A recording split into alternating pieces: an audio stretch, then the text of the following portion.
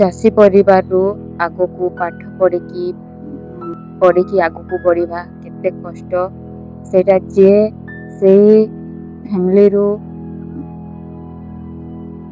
ତ hello high ସାଙ୍ଗମାନେ ନମସ୍କାର। ପୁଣି ଥରେ ଆଉ ଗୋଟେ ମୋର ନୂଆ ବ୍ଲଗ୍ ଭିଡ଼ିଓରେ ଅଧିବେଶିତ ଅଛି ୟୁଟ୍ୟୁବ୍ ଚ୍ୟାନେଲ୍ରେ ଆପଣମାନଙ୍କୁ ସ୍ୱାଗତ କରୁଛି। ଆଶା କରୁଛି ଆପଣମାନେ ସମସ୍ତେ ଭଲରେ ଥିବେ, ସୁସ୍ଥରେ ଥିବେ ଆଉ ମୁଁ ବି ଭଲରେ। ତ ଏବେ ହେଲା ସାଙ୍ଗମାନେ କାହିଁକିନା ସେଇଟା ବୋଧେ ଚାର୍ଜ ସରିଯାଉଛି ତ ସେଥିପାଇଁ ଅପ୍ ଡାଉନ୍ ହେଉଛି। ତ ସାଙ୍ଗମାନେ ମୁଁ ଆଜି କହିବି ମୋ ବିଷୟରେ, ମୁଁ ମୋ ଲାଇଫ୍ରେ କେମିତି ଷ୍ଟ୍ରଗଲ୍ କରିକି ପାଠ ପଢ଼ି ଆସିଲି। ଜଣେ ଆଦିବାସୀ ଫ୍ୟାମିଲିରୁ, ଜଣେ ଅନୁସୂଚିତ ଜନଜାତି, ଯେଉଁ ଫ୍ୟାମିଲି ମାନେ କି ଆଦିମ କାଳରୁ ବସବାସ କରିକି ଆସିକି ଏ ପର୍ଯ୍ୟନ୍ତ ବି ମାନେ ବସବାସ କରି ଆସିଛନ୍ତି, ସେଇ ଫ୍ୟାମିଲିରୁ ମୁଁ ବିଲଙ୍ଗ କରୁଛି। ତ ଆପଣମାନଙ୍କୁ କହିବି ଆଜି ମୋର ଷ୍ଟ୍ରଗଲ୍ ଲାଇଫ୍ କେଉଁ ଭଳିଆ ଥିଲା। ଲୋକେ ମୋତେ କୁହନ୍ତି ତୁ ଆଦିବାସୀ ଘର ଝିଅ ହେଇକି ଏତେ ପାଠ ପଢ଼ିଲୁ କେମିତି, ଏମିତି ସବୁ କୋଶ୍ଚିନ୍ କରିଥାନ୍ତି। ତ ମୁଁ କହିବି ଆଜି ଆପଣମାନଙ୍କୁ, ହୁଏତ ମୋର ଏଇ କଥାରୁ ଆପଣମାନେ ବି କିଛିଟା ଶିଖିପାରିବେ ଆଉ ଆଗକୁ ବଢ଼ିପାରିବେ ବୋଲି ମୁଁ ଭାବୁଛି। ତ ସାଙ୍ଗମାନେ ମୁଁ ମୋ ପରିଚୟ ଦେଇଦେଉଛି ଆପଣମାନଙ୍କୁ। ସାଙ୍ଗମାନେ ମୋ ନାଁ ହେଉଛି ସାନମତୀ ଜାନି, କୋରାପୁଟ ଡିଷ୍ଟ୍ରିକ୍ଟ, ପରିମା ବ୍ଲକ୍ ଆଉ ଚଣ୍ଡଲଗୁଡ଼ା ଗ୍ରାମ। ତ ଏତିକି ମୋ ପରିଚୟ ଜାଣି ରଖନ୍ତୁ। ଆହୁରି ଯଦି ଜାଣିବାର ଥିବ ହେଲେ ନିଶ୍ଚୟ କମେଣ୍ଟ କରନ୍ତୁ। ତ ସାଙ୍ଗମାନେ ମୁଁ କହିବି, ଆଉ ମୁଁ ଜଣେ ଚାଷୀ ପରିବାରରୁ ବିଲଙ୍ଗ କରୁଛି। ମୋ ମା ବାବା ନା ଜବ୍ ନା ବିଜନେସ୍ କିଛି କରୁନାହାନ୍ତି, ଓନ୍ଲି ଚାଷ କାମ। ତା ସହିତ ମୋ ମା ଯାଆନ୍ତି କେବେ କେବେ କୁଲି କାମ, ଏମିତି ସବୁ ବଞ୍ଚନ୍ତି ମୋ ଘରେ। ଆଉ ଆମେ 4 ଭଉଣୀ, ମୋର ଭାଇ ନାହାନ୍ତି। ତା ସହିତ ମୋ ବାବାଙ୍କର ଭାଇ ବି ନାହାନ୍ତି କି ଭଉଣୀ ବି ନାହାନ୍ତି, ମୋ ବାବା ଏକା। ତ ଏମିତିରେ ଆମେ ଚଳୁ ଆମ ପରିବାରରେ। ତ ସାଙ୍ଗମାନେ ମୋ ପରିବାରରେ ଆମେ 4 ଭଉଣୀ ଭିତରେ ଆମେ 2 ଭଉଣୀ ହିଁ ପାଠ ପଢ଼ିଛୁ ଆଉ 2 ଭଉଣୀ ପଢ଼ିନାହାନ୍ତି। ତ ମୁଁ ମୋ ପୁଅକୁ ଶୁଏଇଛି ସାଙ୍ଗମାନେ।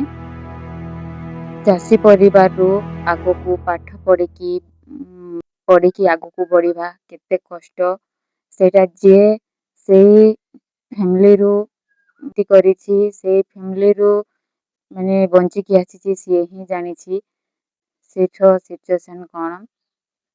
ତ ସାଙ୍ଗମାନେ ମୁଁ 2001 ମସିହାରେ ପ୍ରଥମ କ୍ଲାସ୍ ଜଏନିଂ କରିଥିଲି ଆମର ରଣପୁର ସ୍କୁଲ ପ୍ରାଥମିକ ବିଦ୍ୟାଳୟରେ। ରଣପୁର ହେଉଛି ଆମ ପଞ୍ଚାୟତ। ତ ସେଇଠୁ ମୁଁ 6 ବର୍ଷ ପଢ଼ିଲି ସାଙ୍ଗମାନେ। ସେଇଠି ମୁଁ 5 କ୍ଲାସ୍ 2 ଥର ପଢ଼ିଲି। ତ 5 କ୍ଲାସ୍ 2 ଥର ପଢ଼ିଲି ଆଉ ସେଇଠି 6 ବର୍ଷ ପଢ଼ିଲା ପରେ ସାଙ୍ଗମାନେ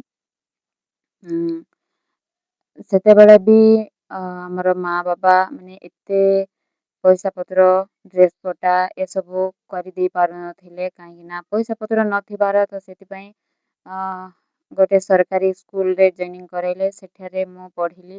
ଆଉ କେବେ ଭଲସେ ମୋ ମା ବାବାଙ୍କୁ ମୁଁ କହିନି ମୋତେ ଗୋଟେ ଡ୍ରେସ୍ କିଣିଦିଅ କି କ'ଣ, କେବେ ମୁଁ ଜିଦି କରିବାର ନାହିଁ ସାଙ୍ଗମାନେ। ମୁଁ ହଁ ଯେବେ କହିକି ଦେଖିବି କିଣିଦେଲେ ତ ଦେଲେ, ନହେଲେ ନାହିଁ। ତାପରେ ଚୁପ୍ ରହିଯିବାର। ତାପରେ ମା ମୋତେ ସପ୍ତାହକୁ ଥରେ ଆସିବାର। ହଁ, କେବେ 5 ଟଙ୍କା କେବେ 2 ଟଙ୍କା ଏମିତି ଦେଇକି ଯିବାର। ଆଉ କେବେ ଯଦି ଖାତା କି ପେନସିଲ୍ ଆରିକା ଦରକାର ଥିବ ବୋଲେ ହଁ ଗୋଟେ 10 ଟଙ୍କିଆ ବାଲା କିଣିକି ଦେବାର ଆଉ ଆସିବାର। ଏମିତି ହେଇକି ମୋର 5ମ କ୍ଲାସ୍ ସରିଲା।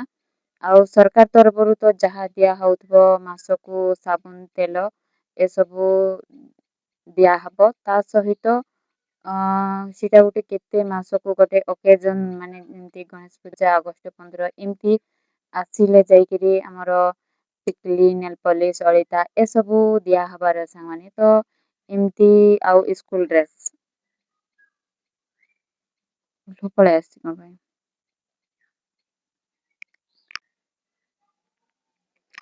ତ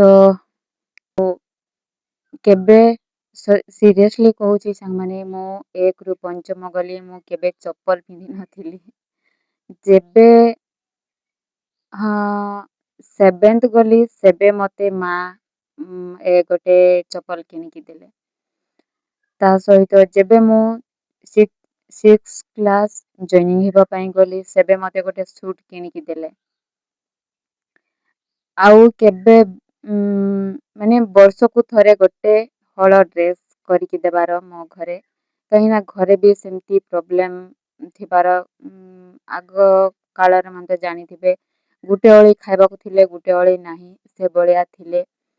ତ ଆମର ଜମିବାଡ଼ି ଥିଲା, କିନ୍ତୁ ସେଠାରେ ଭଲ ଚାଷ ହଉନଥିଲା, ତ ସେଥିପାଇଁ ଚାଷ ହେଲେ ତ ଯାଇକିରି ସେ ଚାଷକୁ ମାନେ ବିକ୍ରି କରିକି ସେ ଧାନକୁ ବିକ୍ରି କରିକି 2 ପଇସା ରୋଜଗାର କରିଥାନ୍ତେ। ତ ସେ ସବୁ ବି ହେଇପାରୁନଥିଲା। ତ ମୋ ବାବା ଜଣେ ଅଙ୍ଗାର ଇଏ କରୁଥିଲେ ସେତେବେଳେ।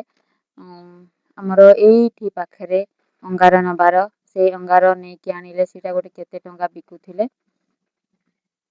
50 କି 100 କି ଏମିତି, 100 ବି ନାହିଁ, 50 ଟଙ୍କା କି ଏମିତି କେତେ ବିକୁଥିଲେ। ତ ସେଇଟା ଆଣିକି ଘର ଚଳୁଥିଲେ। ମୁଁ ଯେତେବେଳେ 6th କ୍ଲାସ୍ କଲି, ସେତେବେଳେ ମୁଁ କେତେ 2008 ମସିହାରେ ବୋଧେ ମୁଁ 6th ଜଏନିଂ କଲି। ତ ସେତେବେଳେ ବି ମୋ ପାଖରେ ଭଲ ଡ୍ରେସ୍ ଖଣ୍ଡେ ବି ନଥିବାର, ଫିର୍ ବି ମୁଁ କେବେ ମା ବାବାଙ୍କୁ ଜିଦ୍ଦି କରିନି। ଆଉ ହଁ, ଆଉ ଗୋଟେ କଥା, ମତେ ଘରେ 1ରୁ 5ମ ପଢି ସାରିଲେ ଆଉ ତୁ ପଢେନା ବୋଲି କହୁଥିଲେ। ବାକି ନାହିଁ ସାଙ୍ଗମାନେ, ଏମିତି ଥିବ ଜଣ ଜଣଙ୍କର କଥା ଗୋଟେ ମାଇଣ୍ଡରେ ରହିଯାଇଥିବ। ମୁଁ ଥରେ ଶୁଣିଥିଲି, ଜଣେ କହିଥିଲେ, ମାନେ ଜଣେ ବଡ଼ ଲୋକ ଛୋଟ ପିଲାକୁ କହିଥିଲେ, ଏ ଦେଖେ ପାଠ ଯଦି ଛାଡ଼ିବୁ ପରେ ପସ୍ତେଇବୁ, ମାନେ ମନେ ପକେଇବୁ ପାଠ ଛାଡ଼ିଲେ। ତ ଏଇ କଥା ମୁଁ ଶୁଣିଥିଲି ସାଙ୍ଗମାନେ, ଏଇ କଥାଟି ମୋ ମାଇଣ୍ଡରେ ସବୁବେଳେ ମନେ ପକେଇବାର। ଆରେ ସିଏ ତ ଏମିତି କହି ପାଠ ଛାଡ଼ିଲେ ଦିନେ ନା ଦିନେ ମନେ ପକେଇବୁ ବୋଲିକିରି, ତ ମୁଁ କାହିଁକି ପାଠ ଛାଡ଼ିବି ଆଉ କାହିଁକି ମୁଁ ମନେ ପକେଇବି? ନା, ମୁଁ କେବେ ପାଠ ଛାଡ଼ିବିନି। ଯୋଉ ପର୍ଯ୍ୟନ୍ତ ପାରୁଛି ମୁଁ ସେ ପର୍ଯ୍ୟନ୍ତ ଅଧିକ ପଢ଼ିବି। ଏମିତି ଭାବିକି ମୁଁ ମୋ ଘରେ ମନା କଲେ ହେଲେ ବି ମୁଁ ଆଗକୁ ମାନେ ପାଠ ପଢ଼ିବା ପାଇଁ ଆଗ୍ରହ ହେଲି। ଆଉ ଯେବେ ବି ମତେ ମନା କରିବେ ନା ମୁଁ ପଢ଼ିବି, ଏମିତି କହିକି ସାଙ୍ଗମାନେ 6th କ୍ଲାସ୍ ବି ମୋ ବାବା ନେଇକି ବହୁତ କଷ୍ଟରେ ଜଏନିଂ କଲେ। ତା ସହିତ 6th ରୁ 7th ଗଲି। 7th ପାସ୍ ହେଲା ପରେ ଯାଇକିରି ଆମର ରାଣୀଗଡ଼ ସ୍କୁଲରେ ମୁଁ 6th ରୁ 7th ପଢ଼ିଲି। ତାପରେ ସେଠି ବି ପଢ଼ି ସାରିଲା ପରେ ବହୁତ ଷ୍ଟ୍ରଗଲ୍ ଅଛି ଏହା ଭିତରେ ବି। କେବେ ମାନେ ଖାତା ପତ୍ରର ପ୍ରୋବ୍ଲେମ୍ ହେବାର, କେବେ ପଇସା ମାନେ ଗୋଟେ ହୁଏ ନା, ଛୋଟ ବେଳେ କିଣି ଖାଇବାର ବି ଇଚ୍ଛା ହୁଏ।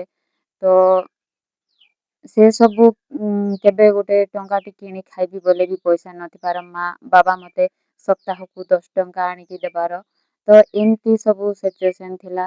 ତା ସହିତ ମୁଁ 7th କ୍ଲାସ୍ ରାଣୀଗଡ଼ରେ ସରିଲା ପରେ ମୁଁ ଜଏନିଂ ହେଲି ହରଡ଼ାପୁଟ ହାଇସ୍କୁଲରେ। ସେଇଠି ବି ମୋ ବାବା ଜଏନିଂ ପାଇଁ ଆସିନଥିଲେ ଫାଷ୍ଟରେ। ମୁଁ ମୋ ସାଙ୍ଗମାନଙ୍କ ସହିତ ମୋ ଇଚ୍ଛା ଥିଲା ବୋଲିକି ସେମାନଙ୍କ ସହିତ ମିଶିକି ଗଲି। ଆଉ ସେଠି ଗୋଟେ ଫାଷ୍ଟ ଏଣ୍ଟ୍ରାନ୍ସ ହେଲା। ଆଉ ସେ ଏଣ୍ଟ୍ରାନ୍ସ ଦେଲା ପରେ ମୁଁ ବି ପାସ୍ ହେଲି। ପାସ୍ ହେଲା ପରେ ସାଙ୍ଗମାନେ ସେଠାରେ ମୁଁ ମାନେ ସ୍କୁଲରେ ପଢ଼ିବାକୁ ଲାଗିଲି। ସେଇଠି ବି ଆପଣମାନେ ତ ଜାଣିଥିବେ, ହାଇସ୍କୁଲ ଗଲା ପରେ ମୋ ମା ଆମର ଏଇଠି କୁମିଲିପୁଟେ ଶନିବାର ହାଟ ହୁଏ। ସେତେବେଳେ ଏତେ ମାତ୍ରାରେ ଗାଡ଼ି ଘୋଡ଼ାର ସୁବିଧା ନଥିଲା, ତ ମାନେ ହାଟ ଦିନ ହିଁ ମୋ ମା ଆସିବାର ମତେ ଦେଖିବାକୁ ସ୍କୁଲରେ। ଆଉ ସେଠାରେ 3 ସପ୍ତାହକୁ ଥରେ ଆସିବାର ମା ମତେ 70 ଟଙ୍କା ଦେଇକି ଯିବାର। ତ ସେଇ 70 ଟଙ୍କାରେ ମାନେ ମା ସେ 3 ଶନିବାର ଗଲା ପରେ, 2 ଶନିବାର ଗଲା ପରେ 3 ନମ୍ବର ଶନିବାରକୁ ମା ଆସିବାର, ତ ସେ ପର୍ଯ୍ୟନ୍ତ ପଇସାକୁ ବଞ୍ଚେଇକି ରଖିକି ଖର୍ଚ୍ଚ କରିବାର। ଆଉ ଡ୍ରେସ୍ ପଟାର କଥା କହିଲେ ସାଙ୍ଗମାନେ ମୁଁ କେବେ ଏତେ କହୁଛି ଜିଦ୍ଦି କରୁନଥିଲି, କେବେ ମୁଁ ଏତେ କିଣେଇ କହୁନଥିଲି। ତ ଯାହା କହିକି ଦେଖିବି, ଯଦି କିଣିଦେଲେ ତ ଦେଲେ, ନ ଦେଲେ ମୁଁ କେବେ ଜିଦ୍ଦି କରେନି। ତ ସେମିତି କିଛି, ତ ସେଠିରୁ ମୋର 7th 10th ସରିଲା, ମୋ ପୁଅ ଉଠି ପଡ଼ିଲା ସାଙ୍ଗମାନେ। ତ ଆପଣମାନଙ୍କ ସହିତ ଟିକେ ପରେ କଥା ହେଉଛି। ତ ସାଙ୍ଗମାନେ ଏହି ଭିଡ଼ିଓରେ ମୁଁ ଜଣେ ଆଦିବାସୀ ପରିବାରରୁ ଉଚ୍ଚ ଶିକ୍ଷା ପାଇବା ପର୍ଯ୍ୟନ୍ତ ମୋର ସଂଘର୍ଷ, କଷ୍ଟ ଓ ଜୀବନର ଅନୁଭବ ଆପଣମାନଙ୍କ ସହ ସେୟାର କରିଛି। ଆଶା କରୁଛି ଏହି କାହାଣୀ ଆପଣମାନଙ୍କୁ ପ୍ରେରଣା ଦେବ। ଭିଡ଼ିଓଟି ଭଲ ଲାଗିଲେ ଲାଇକ୍, ସେୟାର ଆଣ୍ଡ ସବସ୍କ୍ରାଇବ୍ କରନ୍ତୁ। ତ ସାଙ୍ଗମାନେ ରହିଲି, ବାଇ ବାଇ, ଜୟ ଜଗନ୍ନାଥ। ଦେଖାଇବା ଏହାର ପାର୍ଟ 2 ମୋର କଲେଜ ଲାଇଫ୍ ବିଷୟରେ ସାଙ୍ଗମାନେ। ତ ରହିଲି ଆଜି ଏତିକିରେ, ବାଇ ବାଇ, ଜୟ ଜଗନ୍ନାଥ, ଜୟ ଆଦିବାସୀ। ଦେଖାହେବା ନେକ୍ସଟ ଭିଡ଼ିଓରେ।